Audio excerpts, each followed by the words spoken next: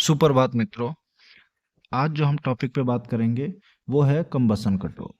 इसके बारे में सारा कुछ बताऊंगा, एक बार में आपको समझ में आ जाएगा और सारी डिटेल से मैं बताऊंगा कि कंबसन कंट्रोल कितने तरीके से करते हैं और कैसे कंट्रोल करते हैं और उसको कंट्रोल करने के लिए किस किस चीज़ का हमें इनपुट चाहिए।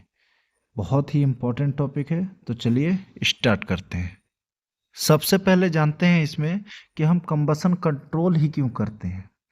Aim of combustion is to maintain rated main steam pressure during fixed and varying load conditions. Combustion control इसलिए करते हैं हम ताकि प्रेशर जो है हमारे बॉयलर का मेन स्टीम प्रेशर उसको हम मेंटेन कर सकें, उसको एक फिक्स्ड रूप दे सकें, ज़्यादा वेरी ना हो। जब लोड हमारा बढ़े घटे बॉयलर का तो प्रेशर जो है हमारा मेंटेन रहे, इसीलिए हम कंबसन कंट्रोल करते हैं। तो चलिए देखते हैं कैसे होता है कंबसन कंट्रोल। कंबसन कंट्रोल दो तरीके से होता है। पहला है एयर फ्लो रेशियो द्वारा। तो चलिए इसके बारे में बताता हूँ कि इसके द्वारा कैसे हम कंट्रोल करते हैं। इसका मतलब हुआ एयर फ्लो जो एयर मास्टर के लिए प्रोसेस वेरिएबल के रूप में यूज किया जाता है, सभी बॉयलर ऑपरेटिंग कंडीशंस में पर्याप्त होना चाहिए ताकि कंप्लीट कंबसन को इंश्योर किया जा सके और उसके लिए एक्सेस एयर जो है वो प्रदान की जा सके। यह सुनिश्चित करने के लिए बॉयलर अपनी अधिकतम संभव दक्षता मतलब इफिशिएंसी पर काम कर रहा हो।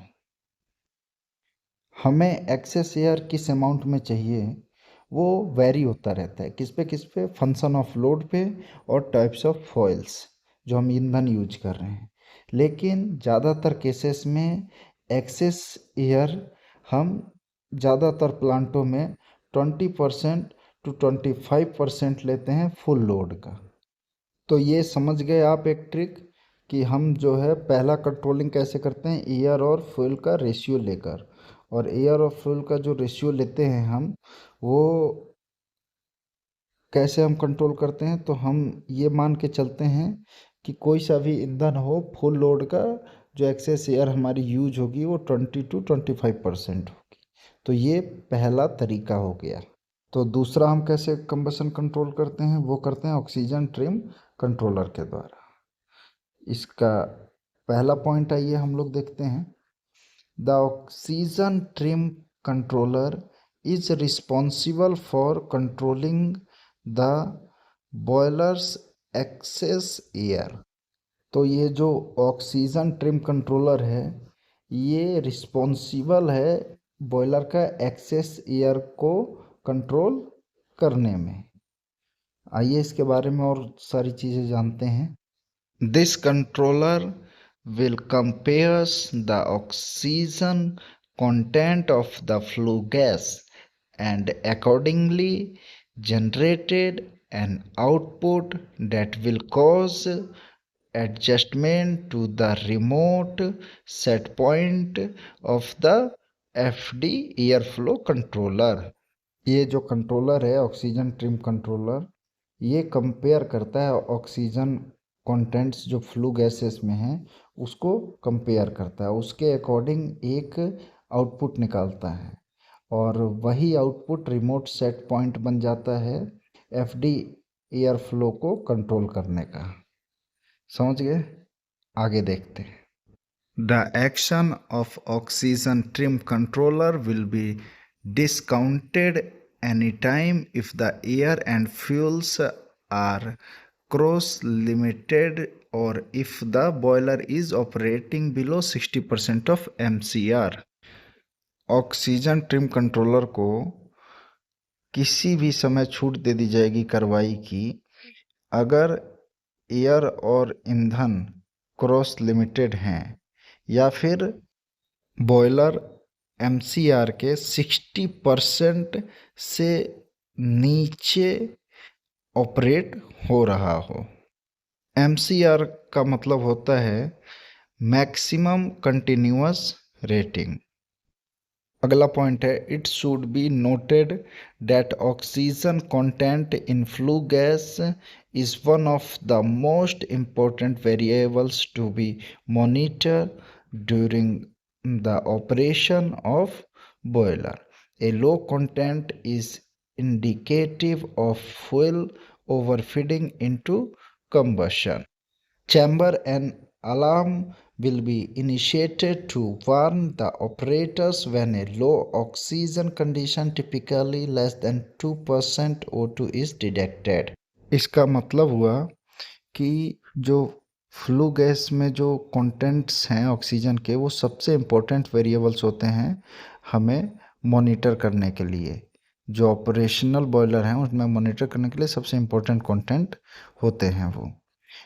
लो कंटेंट जो दिखाता है वो, उसका मतलब ये है कि फॉयल जो है वो ओवर फीडिंग हो रहा है कंबशन चैम्बर में। तो इसके लिए हम क्या करते हैं कि ऑपरेटर्स के लिए अलार्म जनरेट करते हैं। अगर ऑक्सीजन का जो कंटेंट्स हैं वो टिपिकली लेस देन 2% अगर O2 डिटेक्ट हो रहा है, इसका मतलब क्या है कि ओवर फीडिंग कंबसन चैम्बर में हुई है। तो उसके लिए हम ऑपरेटर के लिए एक अलार्म जनरेट करेंगे। अभी तक जो बताया उसको देख लीजिएगा, इससे सारे क्वेश्चन पूछे जाते हैं, यही मेन चीज़ है। अब हम आगे देखेंगे।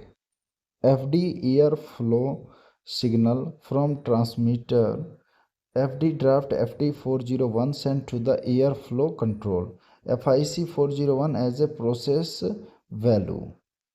Steam load versus airflow requirement curve generate the airflow remote set point signal to airflow control FIC 401.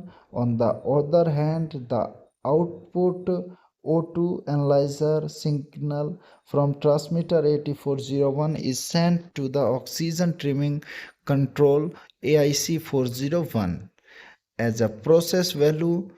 Steam load versus oxygen requirement curve generate the remote set point signal to oxygen trimming controller AIC 401.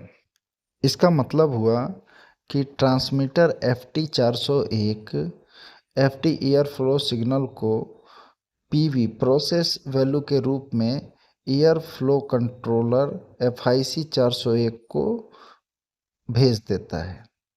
और steam load versus air flow का जो requirement curve है वो air flow control FIC 401 को air flow remote set point signal generate करता है। दूसरी ओर transmitter 8401 से ऑक्सीजन एनालाइजर सिग्नल का output oxygen trimming controller AIC 401 को PV के रूप में भेजा जाता है। Steam load versus oxygen requirement curve oxygen trimming controller AIC 401 को remote set point signal generate करता है। तो आप समझ गए, इसमें दो ब्लॉक है FIC और AIC। दोनों का जो रिमोट सेट पॉइंट है वो steam load versus air flow curve से आ रहा है, और PV जो है वो हम फील्ड से भेज रहे हैं। एक O2 से जा रहा है और एक का FT से जा रहा है। अगला पॉइंट है combined output of oxygen trimming controller AIC 401 and air flow controller FIC 401 will be used a manipulated variable in combustion loop. Air flow can be controlled either by varying the speed of FD fan motor through VFD and through the FD fan damper. Oxygen trimming control और air flow control का जो combined output का उपयोग है वो combustion loop में manipulated value के रूप में किया जाएगा। एयर फ्लो कंट्रोल किया जा सकता है जो एफडी फैन का जो मोटर है उसकी स्पीड को कंट्रोल करके, या फिर एफडी फैन के डैम्पर के द्वारा भी हम उसका जो एयर फ्लो है उसको हम कंट्रोल कर सकते हैं। या तो वीएफडी लगा के उसके मोटर को एफडी फैन के कंट्रोल करें, या तो फिर एफडी फैन का डैम्पर से कंट्रोल करें एयर फ्लो को।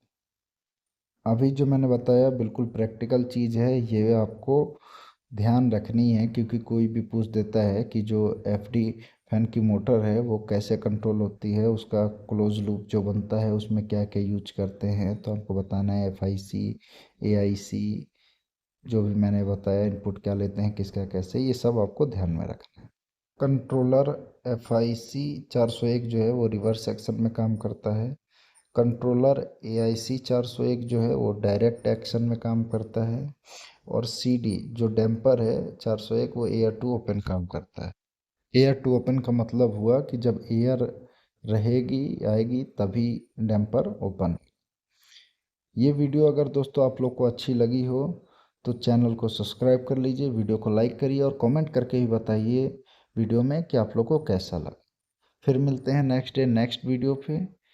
आप सभी को नमस्कार। Thank you.